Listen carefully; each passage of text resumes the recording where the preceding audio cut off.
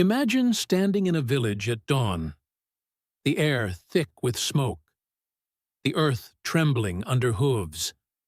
The horizon burns red as the Mongol horde approaches, their banners whipping through the wind like warnings from the gods. You hear screams before you see them, and by then, it's too late.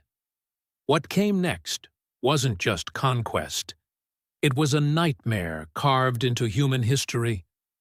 The Mongol Empire, forged under Genghis Khan in the early 13th century, remains one of the most feared forces in history. Stretching from China to the edge of Europe, it wasn't built only through military brilliance, it was carved in terror.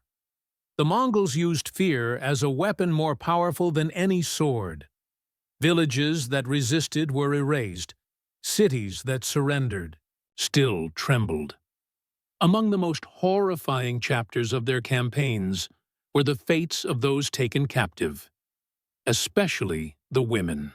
Chronicles from Persia, China, and Eastern Europe describe not just conquest, but systematic dehumanization.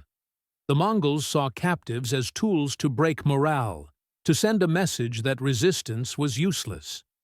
What happened behind their lines rarely made it into official records, but the silence of history often hides the loudest pain. Today, we step into that silence to uncover the untold human suffering that followed their victories, and to understand how fear became the language of power in an empire built on blood and ash.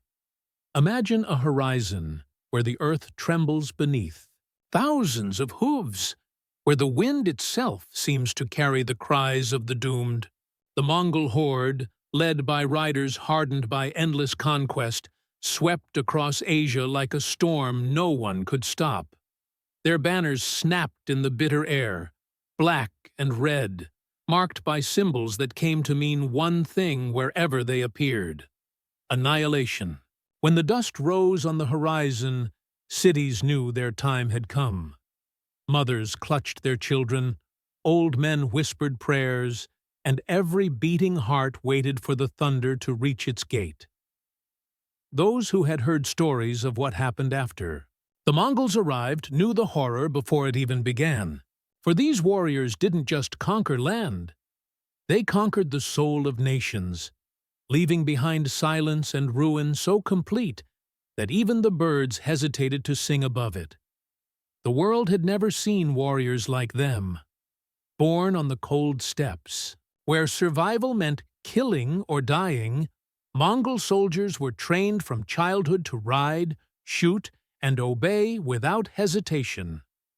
Their empire expanded faster than any before, swallowing cities and kingdoms as if the world itself were being rewritten under Genghis Khan's hand. But power built on fear demanded constant reminders. The Mongols turned cruelty into strategy. They didn't merely defeat their enemies, they erased them. Towns that resisted were burned to the ground, their leaders executed, and survivors scattered, like ash in the wind. But among the survivors, none bore the weight of Mongol conquest like the women. The invisible victims whose stories are often whispered but rarely told. Imagine being among them, the sound of galloping hooves approaching. At dawn, the gates splintering under siege engines, the screams blending into the smoke. Families tried to flee, but there was nowhere to go. The Mongols encircled cities with perfect precision, cutting off every escape. Their arrows rained down like black rain, setting panic ablaze. And when the walls finally fell, the nightmare began. The victors poured into the streets, their faces masked by dust and blood, eyes devoid of mercy. The men who resisted were executed on the spot. The rest were forced to kneel and watch as their world collapsed before them.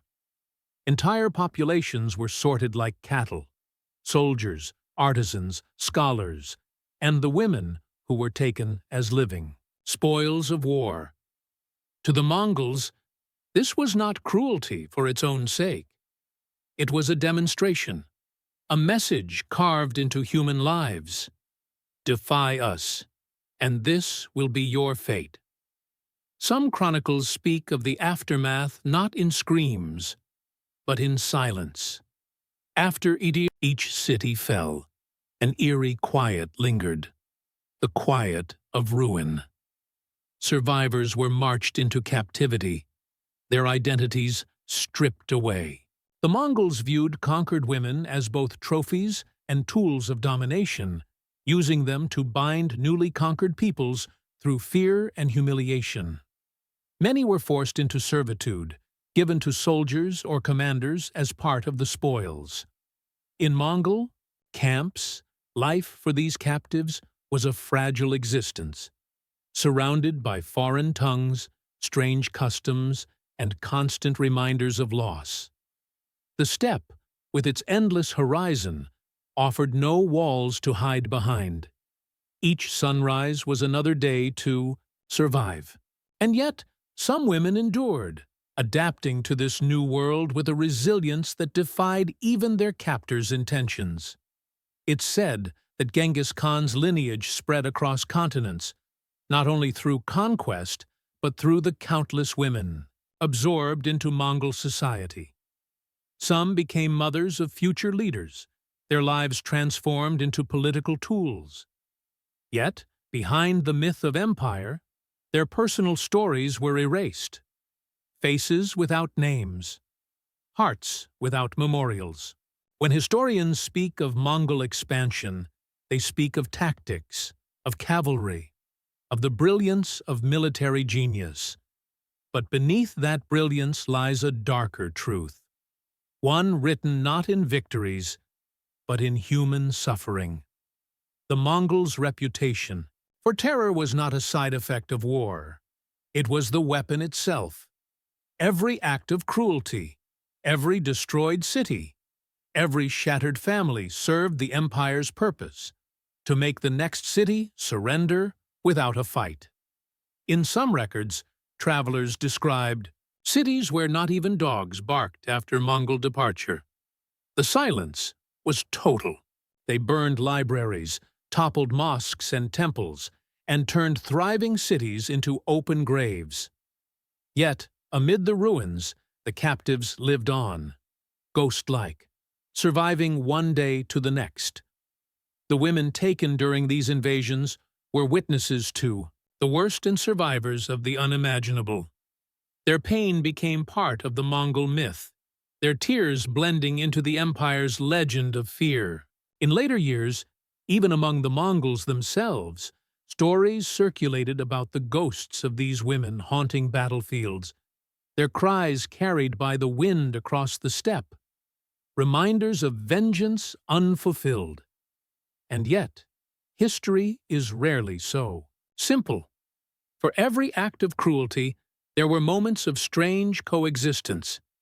Some Mongol rulers took foreign wives not as prizes, but as partners in diplomacy. Captive women from Persia, China, and Rus became intermediaries between cultures, helping to shape the empire's vast network. But for the majority, captivity remained a chain that never broke. Their suffering became invisible, hidden behind the grandeur of empire, their voices lost to the dust. And that, perhaps, is the most chilling part of the Mongol legacy. Not just what they did, but what history chose to forget. Even centuries later, the echo of those conquests still lingers. Archaeologists uncover layers of ash and bone beneath cities once vibrant with life. Historians reconstruct events through fragments, letters, chronicles, folk songs, trying to piece together what it meant to live under the Mongol shadow. Each fragment tells the same truth. The Mongols mastered not just warfare, but psychological destruction. They turned the human mind into their greatest battlefield. Fear became their most efficient weapon, spreading faster than their armies ever could. And at the heart of that fear were stories like these, of ordinary lives shattered, of women taken, of dignity destroyed and rewritten by force. So when we speak of Mongol conquest, we must see beyond the maps, beyond the borders they drew, in blood. We must remember that every victory they claimed was built on the suffering of the conquered, that the legacy of empire is not only the story of those who ruled, but of those who endured. The Mongols reshaped the world, yes, but they also reshaped humanity's understanding of cruelty itself. And somewhere in that dark chapter, between the ashes of cities and the silence of forgotten names, lies the truth of what they really did, something worse than anyone could ever imagine. Where are you watching from? And what time is it? Right now? Let us know in the comments. And if you enjoy dark history stories like this, subscribe to the channel, like the video, and share your feedback below. It really helps us keep uncovering the forgotten truths of history. As the Mongol conquests pressed further into Europe and the Middle East, the pattern of terror became tragically familiar.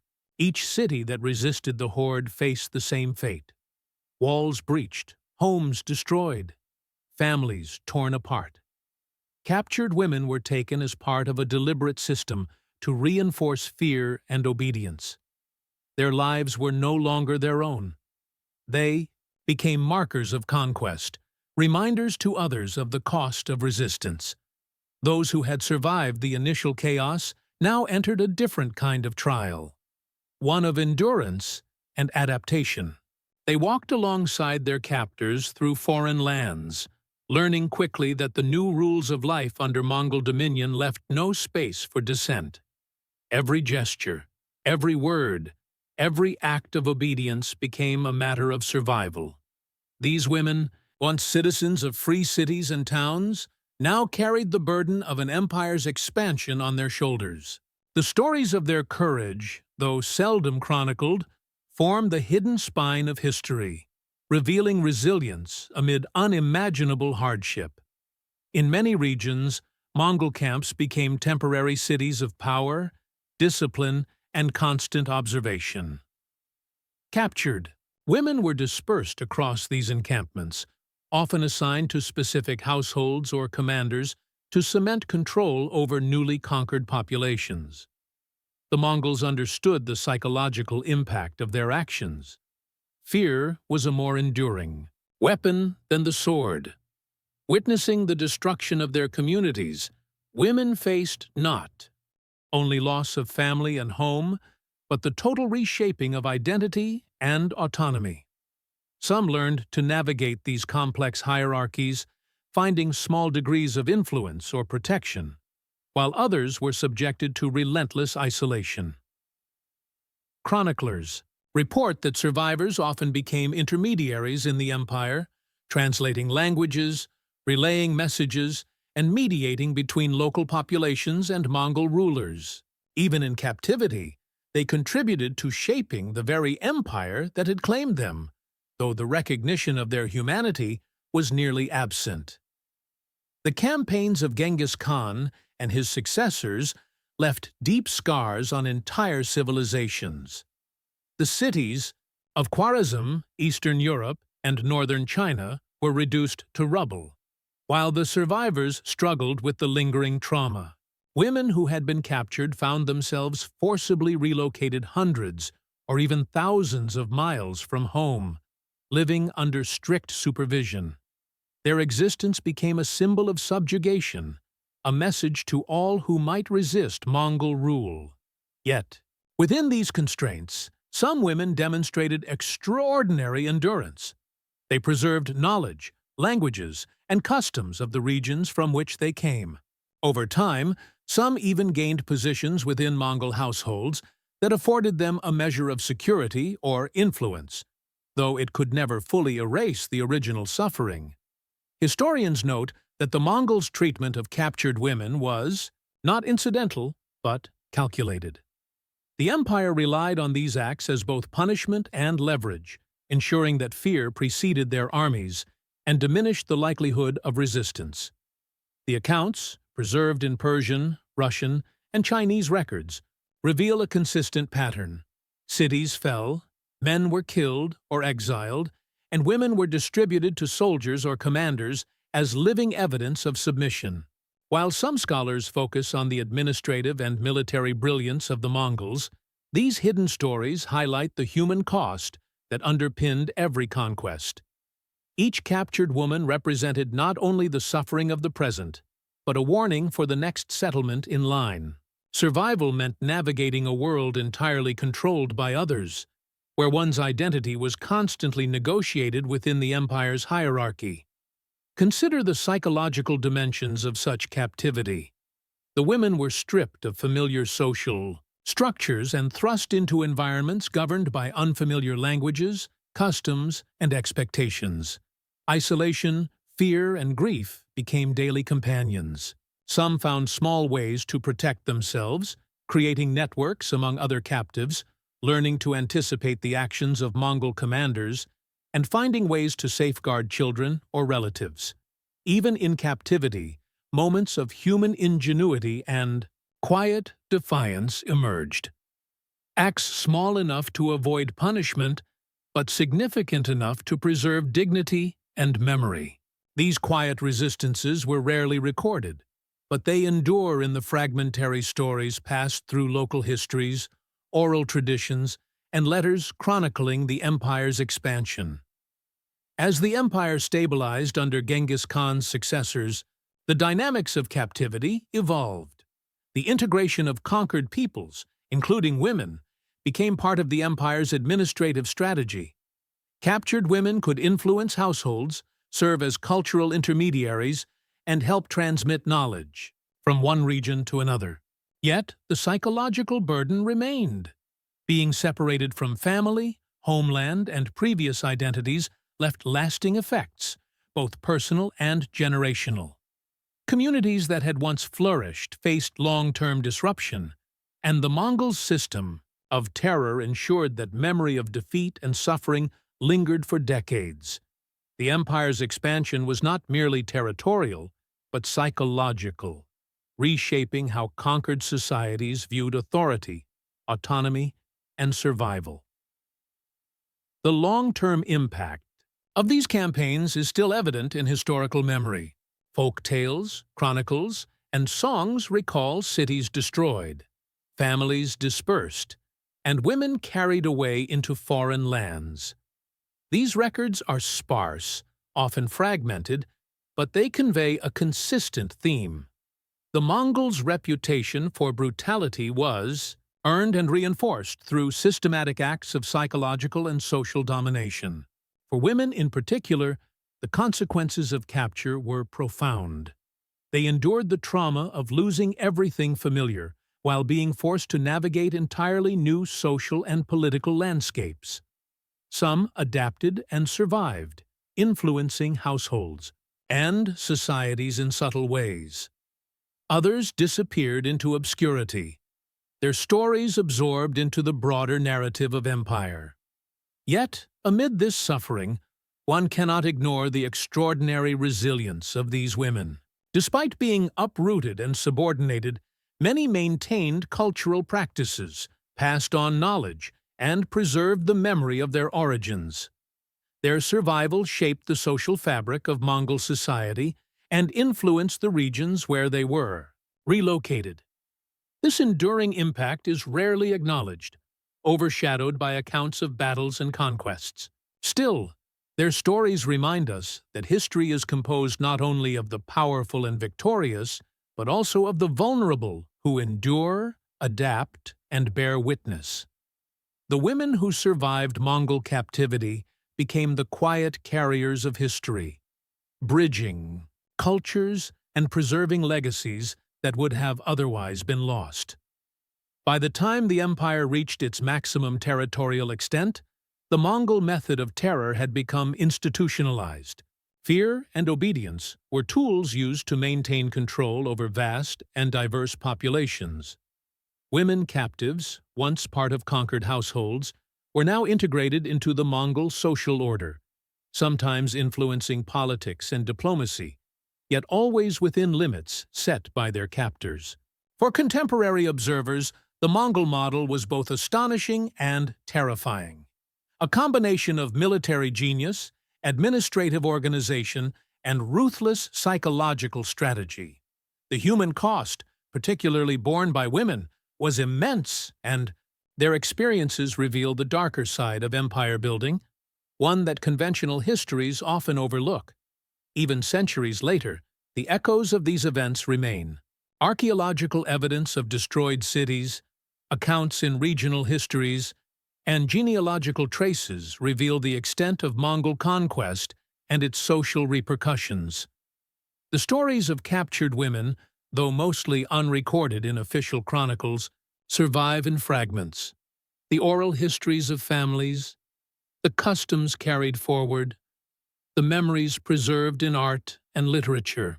These silent testimonies highlight that the Mongols' legacy was as much about human suffering as it was about expansion and cultural exchange. The empire's shadow extended far beyond territory. It touched hearts, lives, and societies, reshaping the world in ways that continue to resonate. Finally, the experiences of these women remind us of a fundamental truth about history. Conquest is never only about armies and borders. It is also about the individuals who live through it, who bear its consequences, and who carry forward its memory. The Mongols may have conquered vast lands, but the stories of those who endured reveal resilience, adaptation, and survival against unimaginable odds. The horrors they faced, the loss they suffered, and the endurance they displayed form an essential part of the historical record, one that speaks louder than any chronicle of victories or battles. Understanding their experiences allows us to see history not only through the lens of the conquerors, but also through the lives of those who lived in the shadows of empire, ensuring that the true cost of power is never forgotten. The story of the Mongol conquests is remembered for the empire's vast reach, its military brilliance, and its speed of expansion. Yet behind every battlefield, every conquered city, there were human lives irrevocably altered, and among the most affected were the women captured during these campaigns. Their experiences remind us that history is never only about victories and borders. It is about survival, endurance, and the hidden costs of power. Though often erased from official records, their resilience shaped the world in subtle but lasting ways, influencing cultures, societies, and generations long after the Mongols had passed. If you found this story compelling, be sure to subscribe, hit the bell icon, like the video, and tell us in the comments what type of historical stories you'd like to see next. Sharing your thoughts helps us continue exploring the forgotten, the mysterious, and the untold stories that history often keeps in silence. By remembering the lives of those who endured unimaginable trials, we honor not just history, but the human spirit that persists even in the darkest of times.